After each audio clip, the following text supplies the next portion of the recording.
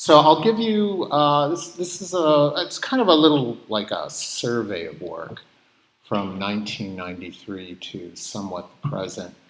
And I'm here to do a number of individual crits throughout the week.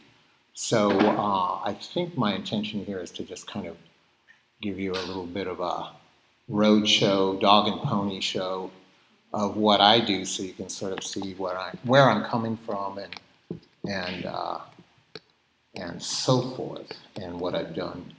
The year is 1993, which is a long time ago, I think, for a lot of you, I suspect. It was exit art, and it was New York. I came to New York in 1982. It was a very wild and woolly place, and took me about a decade to just get it together. Started working in the 90s, and then I was working for a company called Topps Chewing Gum, which was a confectionery, and some of you will know the Garbage Pail Kids, which keeps resurfacing in my career. And I worked with a great Artie Spiegelman, who did Raw Magazine and then later Maus, critically acclaimed graphic novel. The reason I mention this is because these underground cartoonists were, I think, really one of my first big inspirations and kind of social group that I was hanging out, along with punk musicians on the Bowery.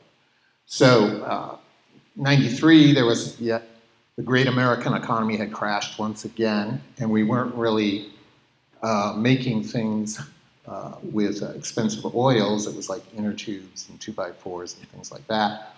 Papo Colo and Jeanette Ingerman called me in and said, "You're the guy to fill this corner. Do whatever you want." So I did Corn Crib, walk-in installation, based on a model called Old Tucson.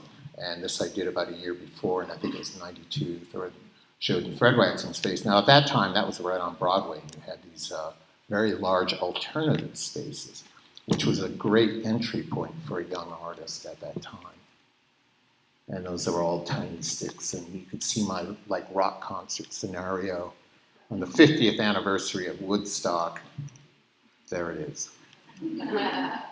Skull Mountain. So I just returned from South Dakota. I went to Bear Butte, which is a very massive spiritual place in the Lakota cosmology. And Red Cloud, Crazy Horse, and Sitting Bull all prayed there. And this was a painting loosely based on that, my first experience there. I think this was 1999, Friendly Frontier. So I was approached by Jeffrey Deitch, who some of you may know was a fairly significant, very significant downtown gallery. He went on to LA, and now he's back again. I should say, and then he went back to LA. But I got a space on Crosby Street, I think, is this studio. I rented this for the summer and cranked out a number of very large paintings. There was this idea of combining almost like a German expressionistic kind of idea, painterly idea, sort of that idea of heroic downtown 1950s to 60s abstraction, and then welded to this sense of place and identity. And this is called Loser and Clark, also based on the great American story. This gives you an idea of the kind of openings that we had. This was Girls and Skulls. This was, I think, 2006 or 7. And there's 243 skulls. And I think it was around the first time, I think the first Iraq invasion.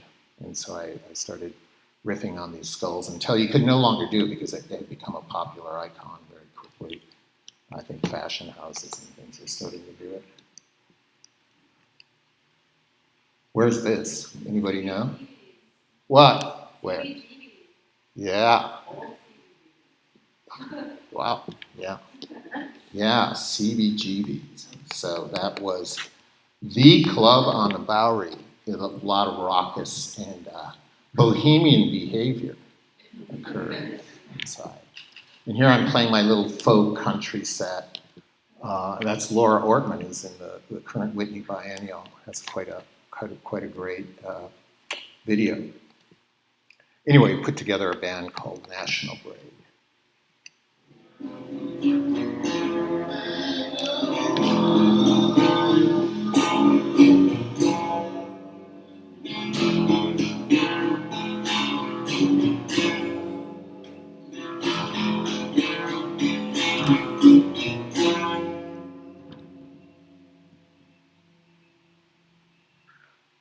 So it was mentioned before that music plays a big part in my practice, and this was a video. I did dark hair. I can't quite remember the year, but anyway, that was an idea of combining animation and I was starting to get a little freaked out about the static nature of painting. And a number of us working in New York City were like, well, how do we make this? New media was coming in, video was happening, and here we're painting and like old shoe cobblers and things like that. And I was like, ugh, we got to, I wanted to animate the painting. I was already scribbling lyrics of the songs I wrote back in the early 90s in paintings, but now I wanted to further take that concept of a painting and move it into the realm of video and movement. So I do travel a lot. I just came back from South Dakota. I'll be going back to Minneapolis soon, and then I have a place in Arizona. And a lot of this, for some reason, I am good at setting up a shop rather quickly and trying to make a significant piece. And I think that's just growing up in Arizona and moving around a lot. This is on the Navajo Nation. It just has that kind of expansive. I was teaching a class at the Anderson Ranch, and we called it the Indifferent Landscape. So you have these massive, we're surrounded by here, this kind of beauty, and then our somewhat, I wouldn't say minor lives, but our lives play out against the backdrop of these very major rock formations and geological formations. And I was like, well, how do we capture that sense of history, futility? Dakota Thrifting Mart, I was going out. I attended a few Sundances in Greengrass, in the middle of the Cheyenne River Reservation. This was around 2001. I just love this logo. This is a native-owned grocery store. It's this classic 70s, very bold outlook and line. Thrifting Mart. Who lives in Williamsburg? Somebody just told me they had a studio there. I know you were talking because what's his name is playing there. Oh my God. Yeah. Orville Peck. If anybody's got tickets for Orville Peck, we're buyers. So, but anyway, he's playing. So, yeah, but this is a studio that has now been taken over to as a wine bar. So the Yuppie Wine Bar that then now has gone bankrupt. But anyway, before that, I turned it into this palace of a painting studio with no heat. And I was the director of the Nerman Museum in Kansas City. Always reminds me that they acquired this painting and it was 32 degrees. And I was like, what's it like? And I'm like, well, it's not done yet. It was kind of like that. But they acquired it, and I'm very happy with this painting. It's called, I'll get back to you. I don't know, I forgot. But anyway, it's 9 by 12. It's painting quite large. America's a big country, make big work. This is, so I like this idea of like the sort of fake, this kind of new agey idea of what's fake and real. And I was teaching, I was lucky enough to become the Diebenkorn fellow out at San Francisco. So I was living at the Headlands studio, and this idea of like how cultures are absorbing and pushing and kind of, this giant soup of a country we live in. And here I was called by, actually I think it was a native girl who said, do you want to become part of this fake seance for, it was actually quite a controversial show. It was in the Guggenheim. It was that fashion designer with the suits. What's his name? Why am I looking at you? But anyway. And that's the famous supermodel. What's her name? Yeah. And I'll never forget, we came in and she was reading a newspaper in the corner. She had her back her back is like this. And then the photographer calls me and finally and then she left. Really interesting. Hello. Wyalusing State Park in Wisconsin. So I often, when I do a museum show or a show, I'll try and figure out, like, how can I connect to the place where this isn't. I'd gone to school in Oshkosh, Wisconsin, and this was the Madison Contemporary Art Museum. And sure enough, they ponied up enough money for a week, and I went on to Wyalusing, which is the convergence of three very important rivers in the southwest corner of Wisconsin.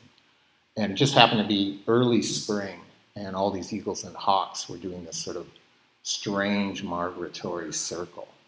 And so I started drawing. I did a number of drawings. And then this ended up in MoMA, of all things, which was kind of interesting. Billy Jack Jr. So Billy Jack was a 1970s Hollywood invention. He was a half-breed who then was always kind of a rough character, but always, because we had AIM, you had the Black Panthers in Oakland, and then you had the American Indian Movement, which had taken over Wounded Knee, which I just revisited and did some sketches just last week. And Billy Jack was a kind of Hollywood response to all this. And so I concocted a series called Billy Jack Jr. as a kind of contemporary update. This is quite a large drawing, it's 7 feet by 5 feet. And then I took myself on a kind of, I would say, my own residency in Vancouver Island, because I was very interested in Haida glyphs and graphics. But of course, growing up in Topps Chewing Gum and Art Spiegelman and Underground Comics, it kind of turned out as this idea of the glyph as a smoke signal. And so that's why you have that kind of snake-like.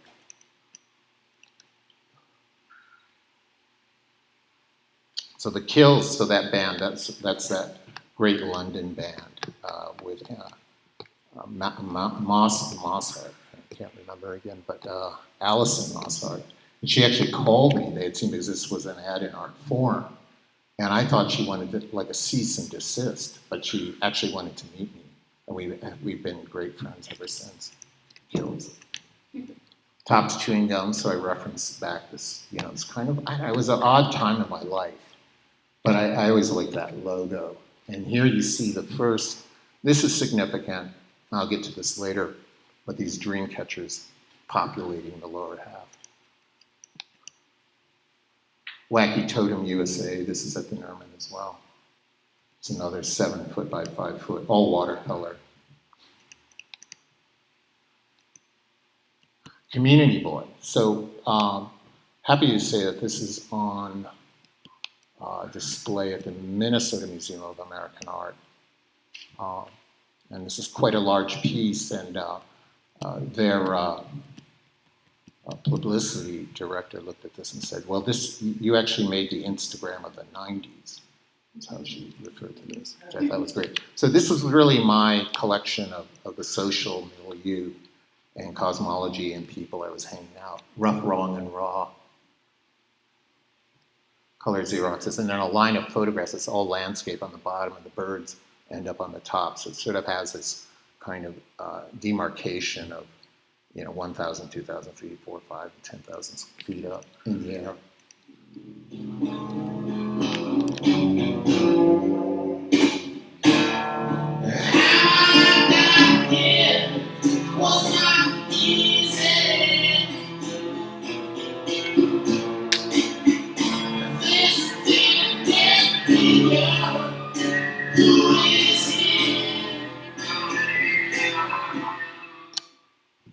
So that cello is the great James Scarpantoni, later toured with Lou Reed.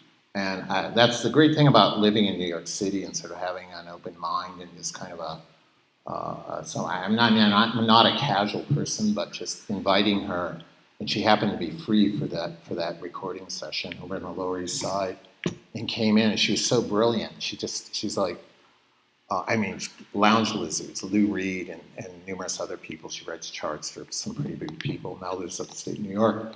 It's just like, she brings out a cigarette and says, Brad, just play just play it. And I play like 4 chords twice. I sing like one line. She puts her, and she goes like, okay, I got it. And just threw down this massive cello solo that still surprises me.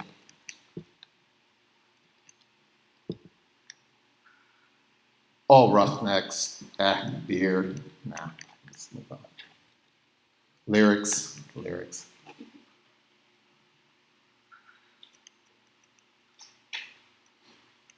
Lately I've been getting into poetry, but I think that's just like getting older. I don't know. The great Ragnar Knartsen. And so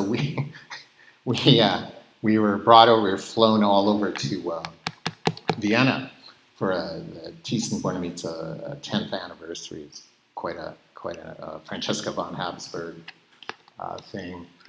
And then they threw us up on stage for her big, it's just like totally over the top party. It's just like crazy. Peaches went on before us, and then Ragnar, he wanted to play with us, so but he didn't want to rehearse, because in his world of performance, you just have to look good. He doesn't want any, and the piano player was ridiculous. He was great. And then I requested I wanted a classical violinist, but I don't know why, but she was, just took it in a whole other crazy world.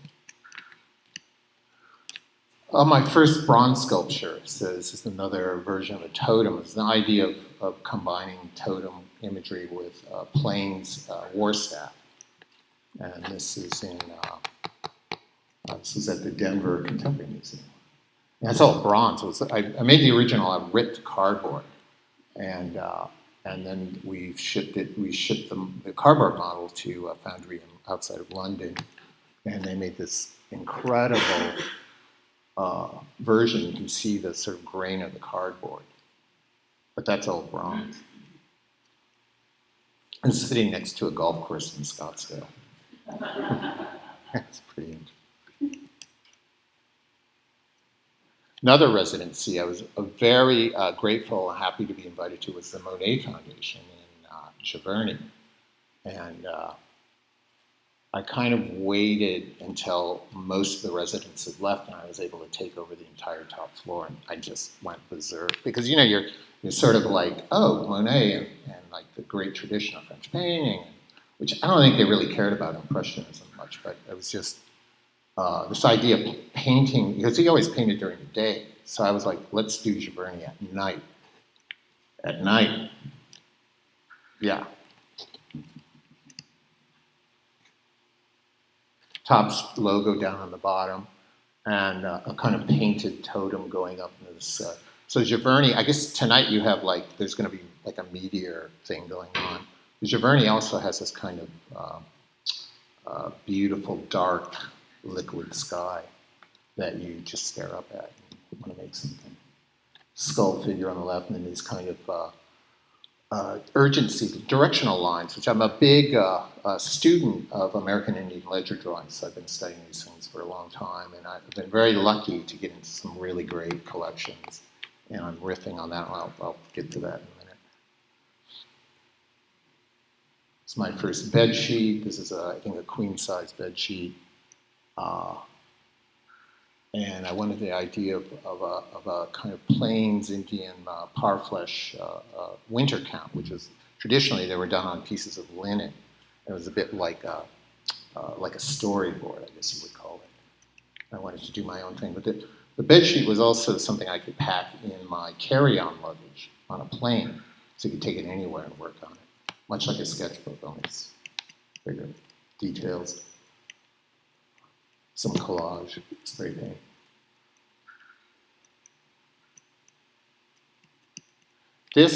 So this is in the Minnesota Museum of American Art, and I'm happy to say they just acquired this for their collection. This is a very large bed sheet, like a queen or king size. Here's another one. Showed this, I think, at Jack Shaman. This idea of the American Indian ledger drawings, if you just check them out, and you'll see that they were largely comprised of two events, usually hunting and war deeds, and then spiritual encounters. And they signify, one of the characteristics are these interconnecting lines that connect the events. They're quite small. I started out, I wanted to do like a library, and ended up with this kind of cultural shelf. Been collecting taxidermy for years.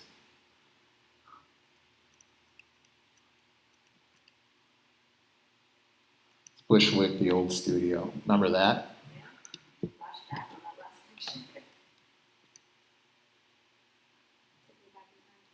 Way back.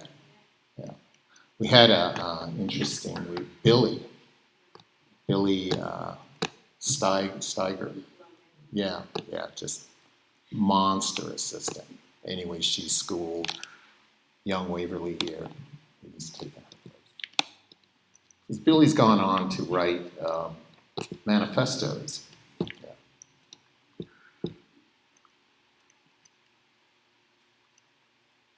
Defend Fort Gotham, hair and skin.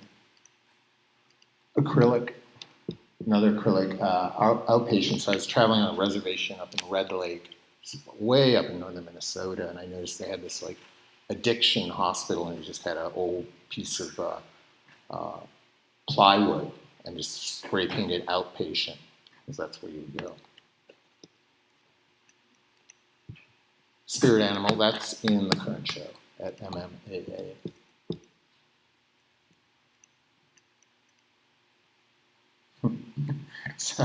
So Tisa Bornemitsa flew me. She called me up. I was standing in the Whole Foods line, 10 items or less, and I get a call from Vienna, and she was like, "Brad, do you want to be in my movie? And Iceland next week." Sure. Okay. I don't think the script was so crazy because the Iceland sense of mythology is really out there, but it was an ecological film that involved a fish. Saving a fish. The fish was really, in America, the characteristic, we'd have a dog, but they would use a fish as a dog. And then that's a flamethrower, and then he like bakes the outlaws. And I wrote the theme song, the credit song for it. And I hear that it's making the rounds in these European festivals, but I have yet to see the whole thing. And I give him the knife, so it's like I'm throwing the knife and I'm saying, go get them, kill them all. Kill them all. Yep. Rauschenberg, another residency. Just never ends. It's the Rauschenberg Foundation, Captiva Island. If you get a chance to go. It's amazing. It's 1 month. Just porpoises, dolphins, 10-foot bull shark, fishing, great food. Although you have really great food here. Just that was very good. Ceramics, my first foray into ceramics. Planes. I don't know what this quite was. This is in MMAA. And so I did this down at Florida. And references the Sundance, which is a very major Lakota ceremony in August. So I was also in the show, and it's referencing this, probably more importantly, is this catalog, or less importantly, this catalog. And I was very lucky to be included in a major show that started in Paris and moved on to Nelson Atkins, and then wound up at the Metropolitan Museum of Art in New York City. And it was a historic show involving about 2,000 years of Plains history, Native American history. And then I was asked to do a talk. It literally took me a month just to research for one 40-minute talk one night. And it was just I was very grateful to be asked to do that. One of the best collections of buffalo robes I've ever seen. Super comprehensive, amazing stuff. all brought together in one show. This is the Joslin Art Museum. I did a residency at the Bemis Arts Center in Omaha. And so the Joslin offered me a show, and I said, I'll do it, but I'd like to, again, make it in Omaha, because there's very important history in that area. And it was the first Lewis and Clark stop, and of course I'd done that painting, in 2001, so this was on my mind. And this was a chance to reconnect with that story. And then I imagined I was in the middle of making islands in the Missouri River of a kind of idyllic, utopian experience. And maybe it's backdated or front dated into the 2000s. And so I have these kind of ghost-like figures, and there's a dream catcher in the back. The detail of a drawing I did, well, pretty significantly. That was a totem. I did 2 totems, and those are the flats. That's how I'd work. Normally I'd work in the flat and then glue them up on these sono tubes. And then they are in the show, we're installing the show.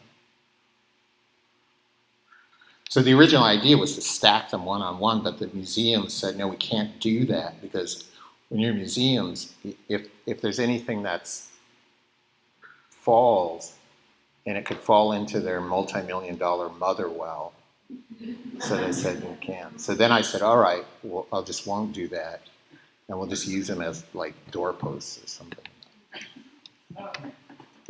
Yeah, I didn't realize that was a thing, but because insurance is such a, sketchbooks. So all of you, I mean, I hope you're keeping some idea of sketchbook. I'm sure a number of you, have a running library on your phones and things, your photo. But I'm a big fan of these moleskins. So I brought a couple, and from time to time this week, hopefully you'll see me sketching around. I just did this in South Dakota last week. I do the covers. These are just moleskins, 3 for $12. It's Bear Butte. And my plan is I'm up to about, well, I think I'm hitting 100 soon, and then I'd like to somehow, somewhere show, just sketchbooks, and then maybe scale up in terms of video or something, depending on the facility. This I did in California.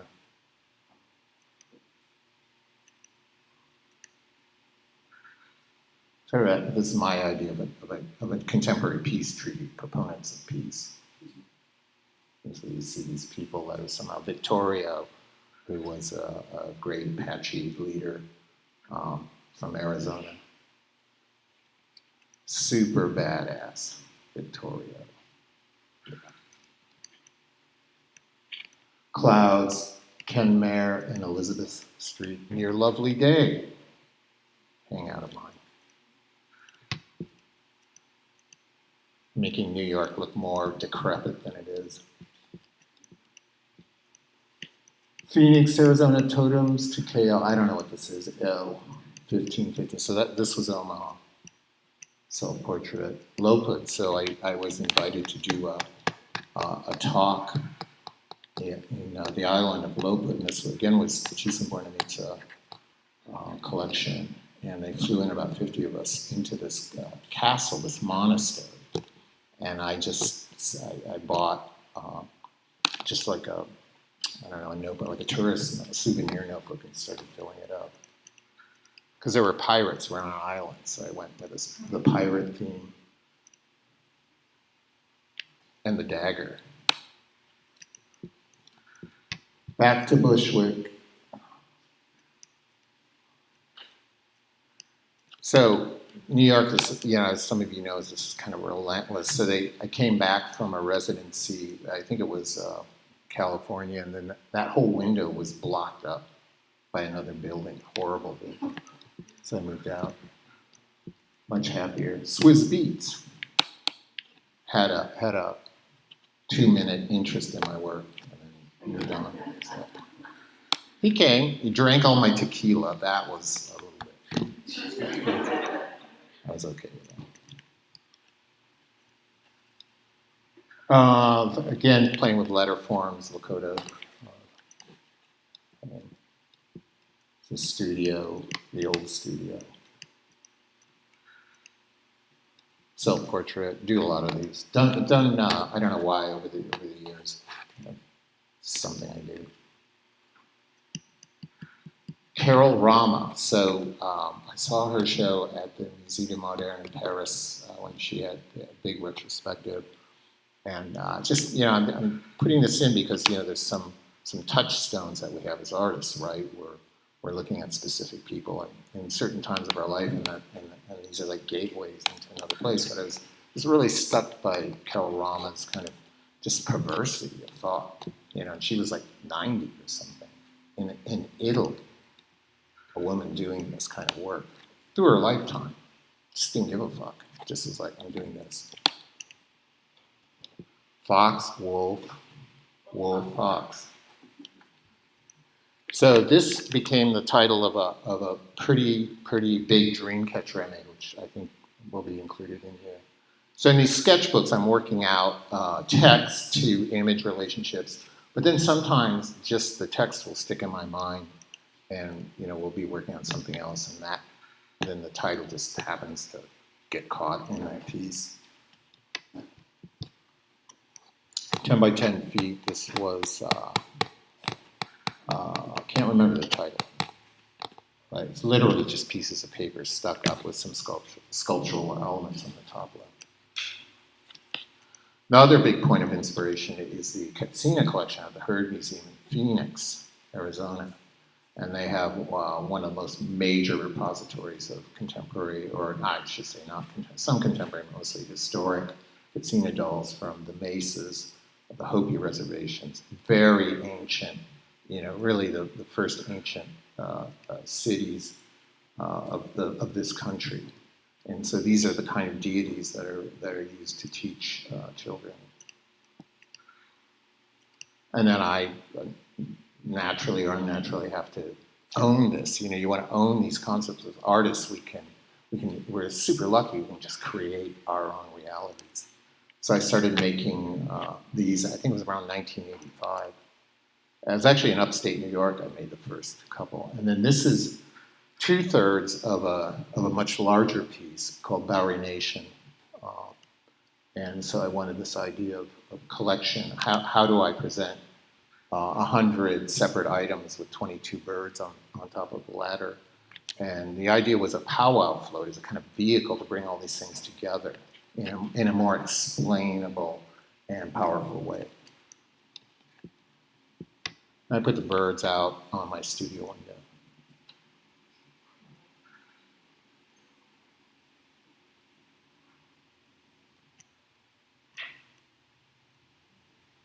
And then this piece was on a very slow rolling tour all across Latin America, and I think this is Bogota, but I'm not quite sure. It started out in Guadalajara, and I was lucky enough to go down for the opening. And it was very interesting, the sort of Mexican, that heavy Catholic kind of crazy tribal thing, and how they would view this piece as opposed to a place like Nelson Atkins, which is a very, much more conservative in the middle of our country. And people are sort of shielding their kids' eyes. But in Mexico, they just run to it. Run to it, right? Always.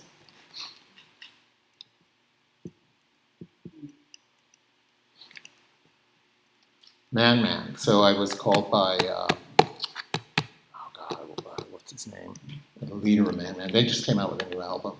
And they'd seen my work in some show and wanted me to design the album concept, everything, the actual label to the booklets and at that time CDs and then the album. Like fantastic. So I did all the lettering and wait.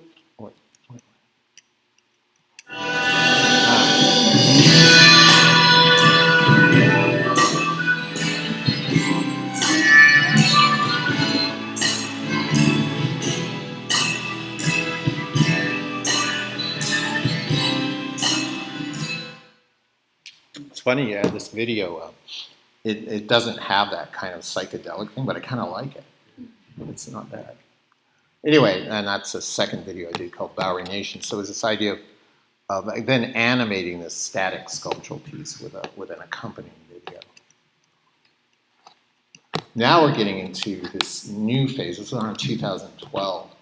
And I was sitting in my studio in Bushwick, and I saw a collection of just wire dream kits. We'd been wiring this stuff up. And I was like, so what do you do with these individual parts? At that time, I was just affixing one or two on a smaller doll form, just as another way to advance the invention of these dolls. Because at this point, I'm at probably about 130, 40, and you keep rolling through this, and you've got to keep. It's like a guitar player; you just keep adding licks or whatever. And I was sketching out and coming up with letter forms.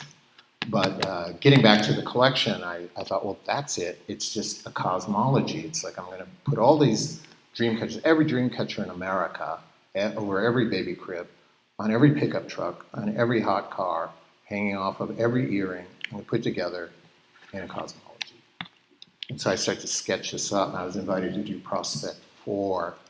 And I thought, well, that's an interesting stage to bring this down, this kind of energy down into the sort of southernmost part, it's really great contemporary city, collapse that all in, New Age in Northern California, all this stuff. Native America, Rapid City in New Orleans. But this is not New Orleans, this is Jack Shaman. Not there yet. So this was the first Dreamcatcher, and I think Waverly, you were part of this. Really? This was all Billy. Wow, spirit of Billy. So if you met Billy, you'd know. Anyway, so I had this idea. Sometimes, you can just sort of fantasize and things come true. And I was like, I want to make this big dream catcher, but I want it out in the West Coast. And sure enough, Gary Garrels, who's a contemporary curator at SF MoMA, wanders in the gallery and puts a hold on it. And then, because these museums are very poor, no, but they want other people to buy things for them, yes. So we orchestrated, made a few phone calls, very nice to people, and sure enough, somebody did, and it happened. But I can tell you, it's a process, and you have to be very, very patient. So when SF MoMA opened up their very incredible, beautiful, designed by Craig Dykers of amazing space, this was hanging on the 7th floor. And it was a very significant moment for me because I actually imagined this thing from womb to tomb, and then pushed, and it finally, dreams come true. One dream came true. Aw. What are they pondering? Anyone? The universe. Yes, thanks. That's good. More universe. Bushwick universe. More universe than American flag. So I did 2 of these. This was kind of funny. I'd done one, and then it was acquired, and then somebody else wanted to do a commission. But there's this idea of unique pieces, like what, like when you do these commissions. But then I realized we just won't tell the other person. That remains a secret.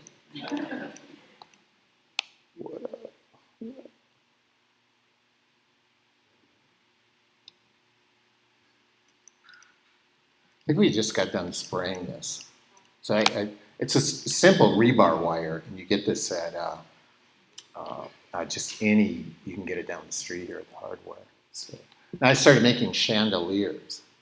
And so this is my first idea of kind of like a bird thing, a chandelier. And I'm going to get into more of that because this concept's not fully realized in this picture. But next level figures in a circle. Everybody's like, so how are you going to make a perfect circle? How does that happen? Does anybody have an idea how to do that? Think. What's it? Oh, yes. Thinkers. Yeah, you just put a nail, string.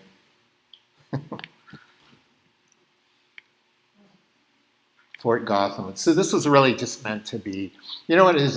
It's you're running through, you're bicycling through Bushwick, and you're looking at street art. It's everywhere. You can't escape it, right? It's just everybody's got a spray can. And then I was like, I'm gonna make my own whatever I think, this heraldry is. I wanted like an idea of heraldry, an announcement, something that's on the side of a YMCA. It's my idea of a YMCA commission piece. And then the thing that, so the survival chandelier off to the right, there it is. So I wanted this concept of luxury and survival. And I was looking at Native American ancient fish trap designs. And so if you can imagine that thing tipped on its side and then floated in a creek. And this river here, I think I could catch something in this. But then you made it with a concept of luxury, a chandelier. So when the big one comes, we'll be eating fish, and you, no. Okay. There's another one, it's a little more ornate, but still will be effective in any creek, river, stream, tributary. I can catch fish.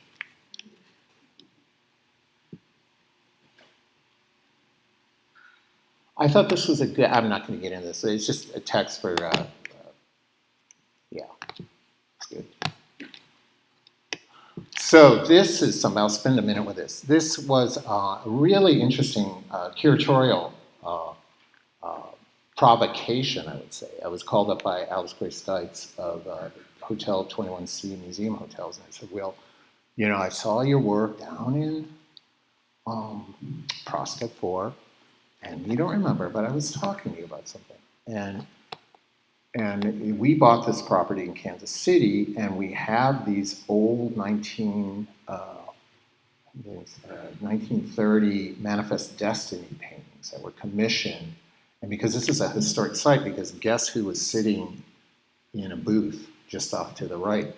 Harry S. Truman, who had a haberdashery, and then he went on to become president of the United States. So they can't really mess with this room. But we can't keep, because it's 19, we can't have Manifest Destiny paintings, so we're going to we're going to bring in your work as a kind of counter, as a kind of, sage kind of situation. So we hung in one of the vast arrays. There's, I think, 8 dream catchers. This you are a part of. Okay. Waverly's all over this. You're in Kansas City, helping you see. So she weaves a lot of the more intricate dream catchers, and we have some glyphs, some forms. So now the dream catchers are kind of taking on a more symbolic. I'm adding things. It's not just like catchers and then some intricate wiring, but adding a narrative and story, kind of trying to advance the whole operation.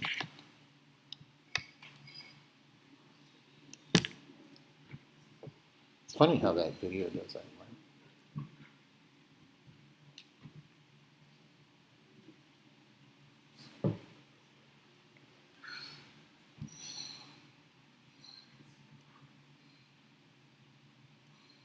There's his booth over there, Harry Truman, the ghost of Harry Truman. Oh, look at those. That's how it's done. Fox, wolf, wolf, fox. What's in the middle of that? See, the title came back. Not the drawing, but the title. I had these totems. I had this 4-directional cross I was trying to do, maybe a little too much, but I thought it was a very successful piece. Oh, so my dad, he's an old trumper, 91, but he made this crazy plane. And I was like, as a kind of idea, because we're quite separated now in our society, right? It's just, and Michelle Grabner had curated this show at the Contemporary, wow, help me out, Kohler Art Museum. And I thought, and they're like, oh, Brad, why don't you bring, do your studio thing, that thing, And I was like, no, that'd be boring to the Midwest, because most of that taxidermy stuff all came from there. They've seen that. It's not going to be that interesting. Let's bring in my dad's plane. So, and of course he's like, museums kind of, because he's not sure that he's a carpenter. He's a carpenter all his life, but he's highly skilled. He made this with tin snips and flat sheets of stuff. And I said, I'm inviting you to to come into the show. Hysterical stuff. And I'm not going to go, I'll go in privately with what some stuff happened with some of you. I'm not going to publicly on tape, no. But it's funny. Anyway, the plane I thought was okay, it's really about how we dream. It's about how we manifest our dreams. And some of us just have these other, but it's a big world and we got to like account for all this stuff.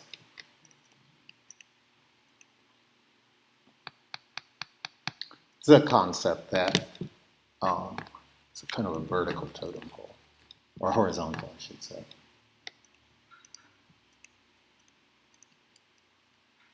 Oh, what happened? I think that's it. I think that's the end. Anyway, I'm open for questions, or if you have anything.